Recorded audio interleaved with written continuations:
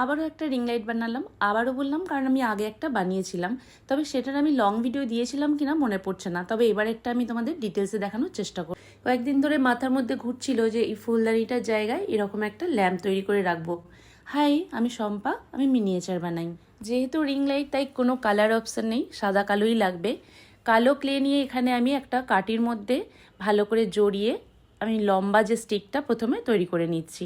প্রথমে লম্বা স্টিকটা বানিয়ে নিয়েছি, আরও এরকম একটু সরু করে 3টে আমি স্টিক বানিয়ে রাখলাম। আরও 3টে ছোট ছোট এরকম ডিজাইন করে পার্ট বানিয়ে রাখলাম। এগুলো কোথায় কাজে লাগবে তোমরা ভিডিওটা দেখতে দেখতেই বুঝতে পেরে যাবে। এবার লাইটের অংশটা তৈরি করব। লক্ষ্য করবে লাইটের পিছনের দিকের অংশটা কালো থাকে, মানে যার ওপরে লাইটটা বসানো থাকে। প্রথমে সেই অংশটা আমি তৈরি করে নিলাম। সেটাকে একটু ফ্ল্যাট রাখার চেষ্টা করবে, যেহেতু ওর ওপরে লাইটটা বসানো হবে। দুটোই যদি ওভালো বা গোল গোল মতো হয় তাহলে কিন্তু লাইটটা দেখতে ভালো লাগবে না। তাই কালোটাকে ফ্ল্যাট রেখে আর সাদাটাকে ওভালো রাখার চেষ্টা করবে। এটা একটু ভালো করে লক্ষ্য করে করবে। এই যে গোড়ার দিকে সাদা অংশটা বসালাম, এটা বানানো তোমাদের দেখানো হয়নি। আসলে যে অংশটায় দুটো নব বসানো হবে সেই অংশটা আমি তৈরি করেছি। তো হাতে একটু কালো ক্লে লেগে থাকায় জিনিসটা গ্রে কালার হয়ে গেছিলো, তাই একটু সাদা কালার করে দিলাম। এবার আমি একটু ইউভি জেল পলিশ দিয়ে দিয়েছি। তোমরা রেজিংও দিতে পারো, কোনো অসুবিধা নেই। তারপর ইউভি লাইটে শুকিয়ে নিয়েছি। রিং লাইটের যে অংশটা দিয়ে লাইটের ঘাটটা ওঠানো নামানো করা হয় সেটা তৈরি করে রাখলাম, পরে যাতে ওর ওপরে লাইটটা আমার লাগাতে সুবিধা হয়। আর শুধু স্টিকের ওপরে লাইটটা লাগাতে গেলে কিন্তু সেইভাবে মজবুতও হবে না, তাই ওইটা আমি লাগিয়ে রাখলাম। ততক্ষণ ওটা শুকিয়ে যাক, পরে আমি লাইটটা লাগাবো। এখন আপাতত আমি পাগুলোকে ঠিকঠাক করে জুড়ে নেব।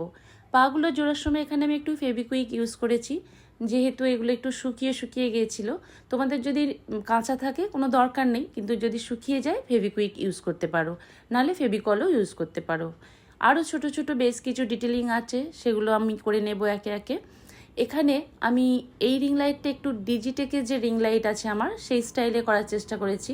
আগের বার যেটা বানিয়েছিলাম সেটা আমি নর্মাল একটা, আমার কাছে খুব ছোট একটা রিং লাইট ছিল, সেই ধরনের বানিয়েছিলাম। তো দুটো তো তফাৎ হয়েছে, আমি না দেখে করলেও কিন্তু দুটো সাইজের কালারে সব কিছুটাই আলাদাই হয়েছে। সেটা তোমাদের যখন শেষে দেখাবো দুটোকে একসঙ্গে দেখলেই বুঝতে পারবে। যেহেতু রিং লাইটের বডিগুলো মেটালের হয়, সেই মেটালের চকচকে লুকটা আনার জন্য এখানে আমি কালো অ্যাক্রিলিক কালার দিয়ে ফুল বডিটা কালার করে নিয়েছি।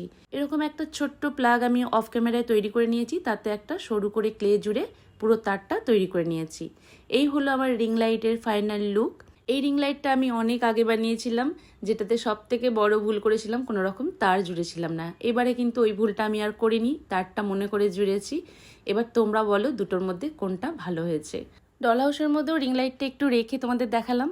আমার রিং লাইটের ভিডিওটা দেখেছো, মোটামুটি একটু আইডিয়া করতে পারবে, কারণ এখানেও আমি পায়া তৈরি করার জন্য 3টে কাঠি নিয়েছি আর সেগুলোকে কালো কালার সুপার ক্লে দিয়ে ভালো করে মুড়ে নিয়েছি। তারপর সেটাকে আর একটু স্মুথ করে নিয়েছি।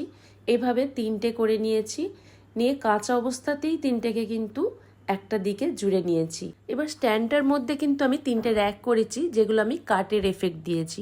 সেই কাঠের এফেক্টটার জন্য আমার চাই কাঠের কালার, কিন্তু আমার ক্লের মধ্যে কোনো কাঠের কালারের ক্লে ছিল না। সেটা আমি প্রথমে তৈরি করে নিলাম।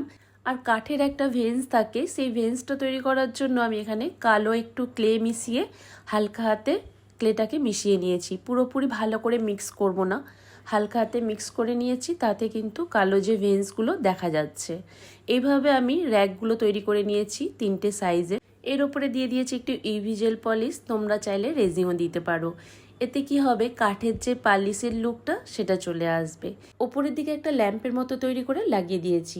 এবার পায়াটাকে আরও একটু রিয়েলিস্টিক মেটালিক লুক দেওয়ার জন্য এখানে আমি ক্যামেলের অ্যাক্রিলিক কালার ইউজ করেছি। এবার ল্যাম্পের যে শেডটা সেটা তৈরি করব, তার জন্য এখানে আমি ইয়েলো কালার নিয়েছি।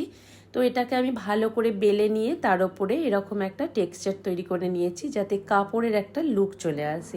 পরে আমার এটা ইয়েলো কালারে ভালো লাগছিল না, তাই একটু কালার করে নিয়েছি।